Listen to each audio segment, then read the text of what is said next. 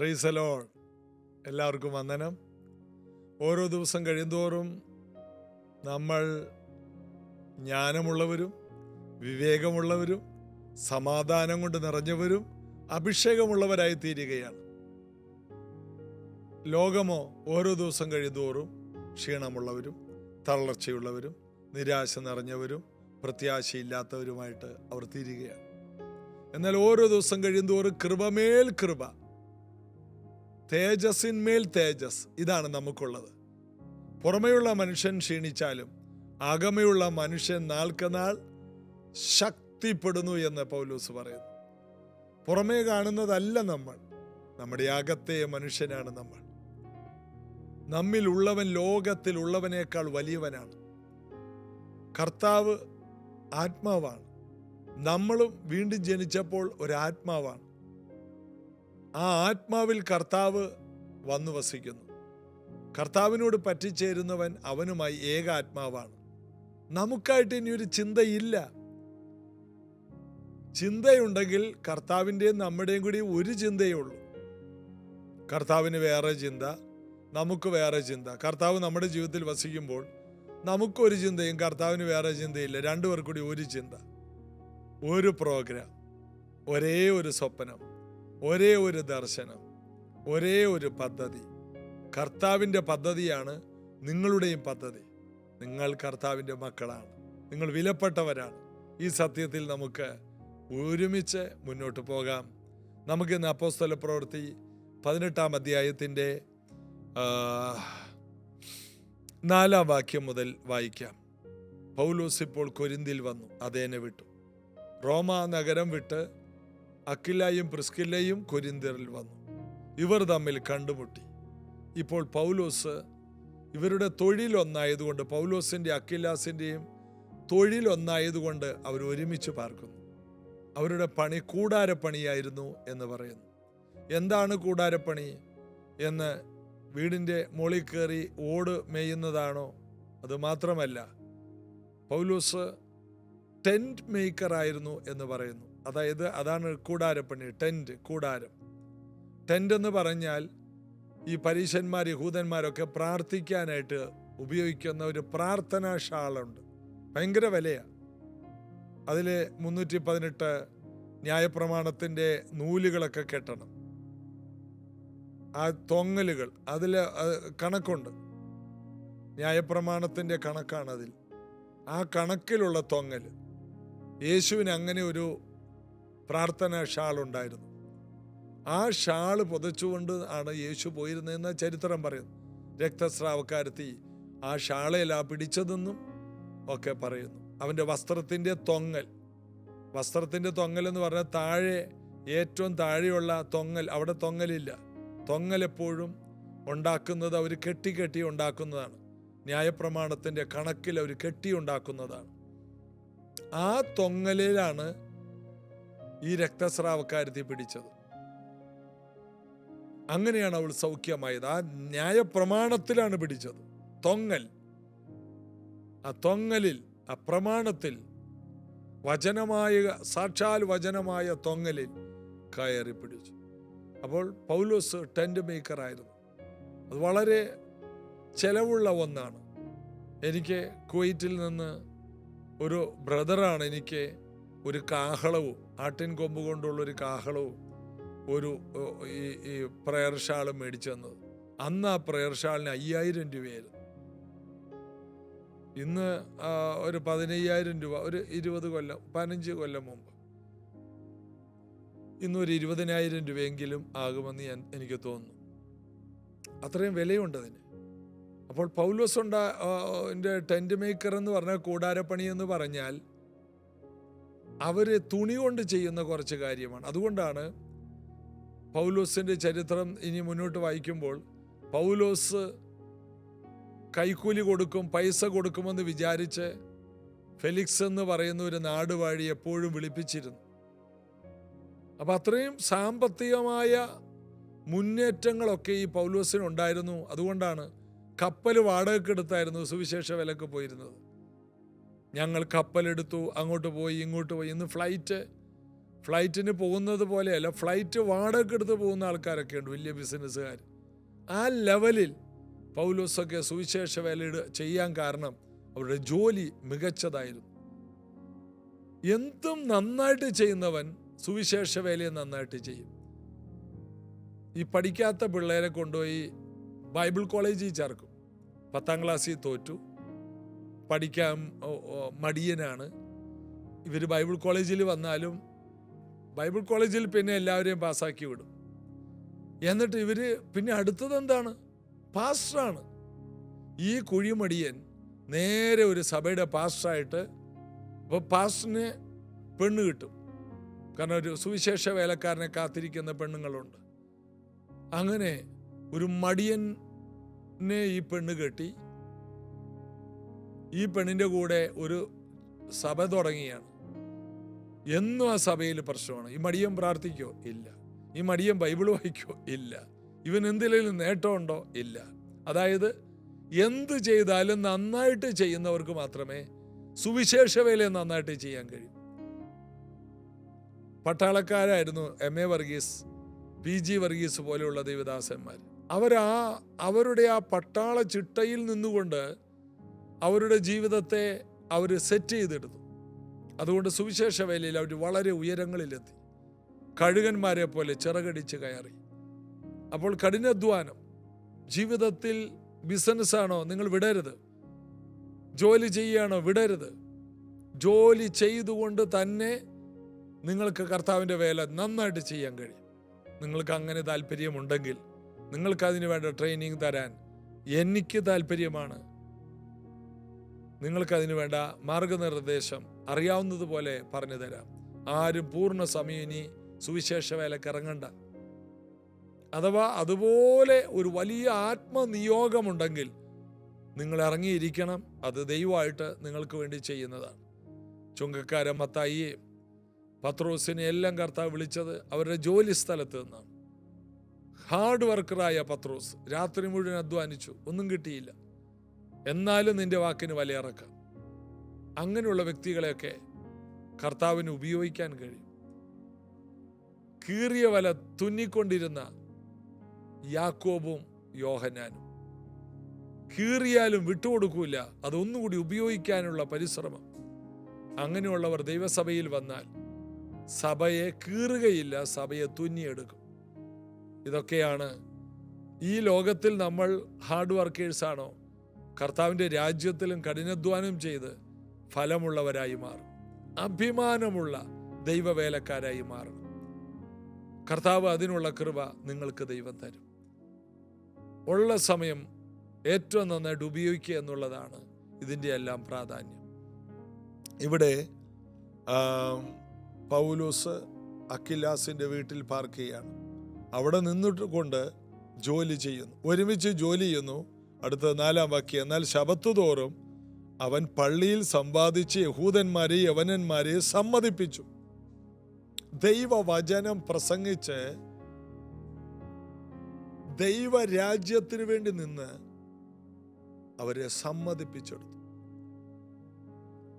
ദൈവരാജ്യത്തെ വെളിപ്പെടുത്തി. ദൈവരാജ്യത്തിന്റെ പ്രസംഗം കേട്ട് ദൈവരാജ്യത്തിന്റെ ആ മഹനീയമായ കാര്യങ്ങൾ കേട്ട് നിൽക്കുന്ന ജനങ്ങളോട് യേശു മാത്രമാണ് ക്രിസ്തുവെന്ന് തെളിയിച്ച് അവരെ സമ്മതിപ്പിച്ചു. അതാണ്, എന്നാൽ ശബത്തുതോറും അവൻ പള്ളിയിൽ സംവാദിച്ച് യഹൂദന്മാരെ യവനന്മാരെ സമ്മതിപ്പിച്ചു. എന്താണ് സമ്മതിപ്പിച്ചത്? യേശു തന്നെയാണ് ക്രിസ്തു. നിങ്ങൾ ഈ ശബത്തിൽ വായിക്കുന്നതില്ലേ, ആ വചനം ജഡമായി തീർന്നു, കൃപയും സത്യവും നിറഞ്ഞവനായി നമ്മുടെ ഇടയിൽ പാർത്തു. ഈ സത്യങ്ങൾ ഇദ്ദേഹം ജനങ്ങളെ സമ്മതിപ്പിച്ചു. ശബത്ത് തോറും ഒരു ദിവസം പാഴാക്കില്ല, കിട്ടുന്ന സമയം ഉപയോഗിച്ചു. 5-ാം വാക്യം, ശീലാസും തിമോത്തിയോസും മക്കദോനിയിൽ നിന്ന് വന്നാറെ പൗലോസ് വചന ഘോഷണത്തിൽ ശുഷ്കാന്തി പൂണ്ടു. യേശു തന്നെ ക്രിസ്തു എന്ന് യഹൂദന്മാർക്ക് സാക്ഷീകരിച്ചു. ശീലാസും തിമോത്തിയോസും വന്നതോടുകൂടി പൗലോസിന്റെ നിറം മാറി, തീവ്രത വർദ്ധിച്ചു, വിശ്വാസം വർദ്ധിച്ചു. സന്തോഷം വർദ്ധിച്ചു. ചിലർ നമ്മുടെ കൂടെ നിന്നാൽ, വെറുതെ വന്നാൽ മതി, നമുക്കവരെ ഒന്ന് കണ്ടാൽ മതി, ഉടനെ നമ്മുടെ സന്തോഷത്തിൻ്റെ ലെവല് മാറും, നമ്മുടെ തീഷ്ണത വർദ്ധിക്കും. ചിലർ നമ്മുടെ കൂടെ നിന്നാൽ നമുക്ക് എരിവുണ്ടാവും. അപ്പോസ്തലന്മാർ പത്രോസ് 11 പേരുടെ കൂടെ നിന്നുകൊണ്ട് എന്നാണ് അപ്പോസ്തല പ്രവൃത്തി 2 ആദ്യത്തെ പ്രസംഗം. അന്ന് 3000 പേര് സ്നാനപ്പെട്ടു. 11 പേർ കൂടെ നിന്നു. ഇതാ തിമോത്തിയോസും ശീലാസും വന്നു, കൂടെ നിന്നു. ചിലർ കൂടെയുണ്ടെങ്കിൽ, പ്രാർത്ഥിക്കുന്നവർ കൂടെയുണ്ടെങ്കിൽ, ആത്മനിറവുള്ള ശീലാസ്, പ്രവചിക്കുന്ന ശീലാസും വിശ്വാസ വീരനായ തിമോത്തിയോസും കൂടെ നിന്നാ മതി. പൗലോസിന് പ്രസംഗങ്ങൾ ഒഴുകും, അവന്റെ വിശ്വാസത്തിന്റെ ലെവല് മാറും. നിങ്ങളുടെ കൂടെ ആരെയാണ് നിങ്ങൾ നിങ്ങളുടെ കൂടെ നിർത്തിയിരിക്കുന്നത്? യേശു യായിറോസിന്റെ വീട്ടിലോട്ട് പോയപ്പോൾ പത്രോസ്, യാക്കോബ്, യോഹന്നാൻ, ഈ 3 പേരെ അല്ലാതെ ആരെ കൂടെ കൊണ്ടുപോയില്ല. ചിലർ കൂടെ ഉണ്ടെങ്കിൽ നമ്മുടെ വിശ്വാസത്തിൽ വലിയ ജീവനുണ്ടാകും. ഇതാ പത്രോസ് തബീതയുടെ വീട്ടിൽ വന്നപ്പോൾ കൂടെ നിർത്താൻ ആരുമില്ല, എല്ലാവരെയും പുറത്താക്കിയെന്നാണ്. ഒറ്റയ്ക്ക് തബീതയുടെ മുറിയിൽ തബീതയുടെ ഡെഡ് ബോഡിയും പത്രോസും മാത്രം, കൂടെ നിർത്താൻ ആരുമില്ല. അപ്പൊ ചില സമയത്ത് കൂടെ നിൽക്കാൻ ചിലരുണ്ടാകും, അത് നമുക്കൊരു ബലമാണ്. ചില സമയത്ത് കൂടെ നിൽക്കാൻ ആരുമില്ല, ആ സമയത്ത് നമ്മൾ ഒറ്റക്കായിരിക്കും, എങ്കിലും ദൈവത്തിന് പ്രവർത്തിക്കാൻ കഴിയും.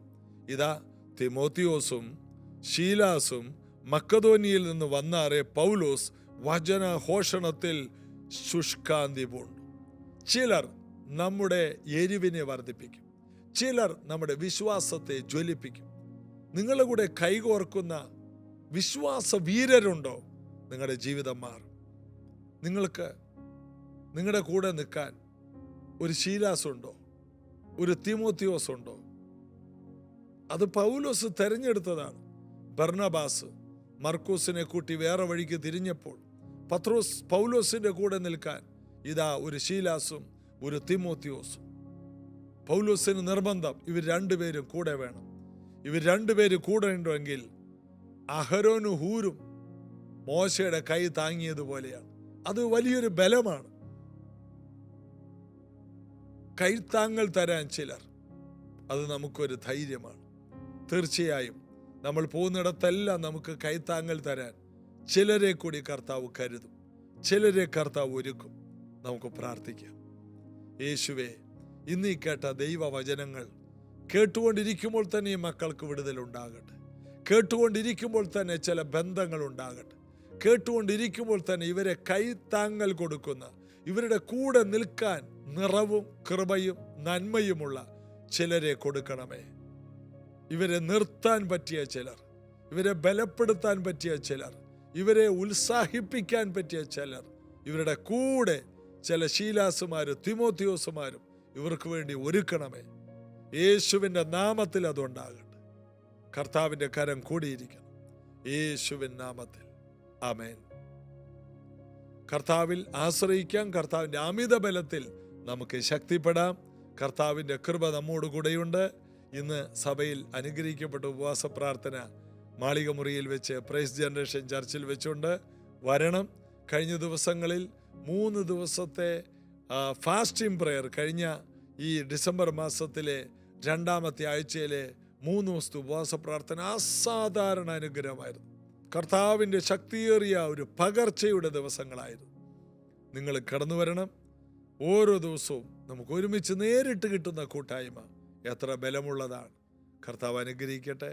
നാളെ ഇതേ സമയത്ത് നമുക്ക് കാണാം. God bless you.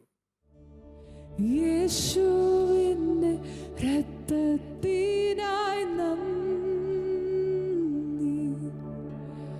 യേശുവിന്റെ രക്തത്തിനായി നന്ദി, യേശുവിന്റെ രക്തത്തിനായി നന്ദി. ഹീമം പോലെ എന്നെ വെണ്മയാക്കുന്നു,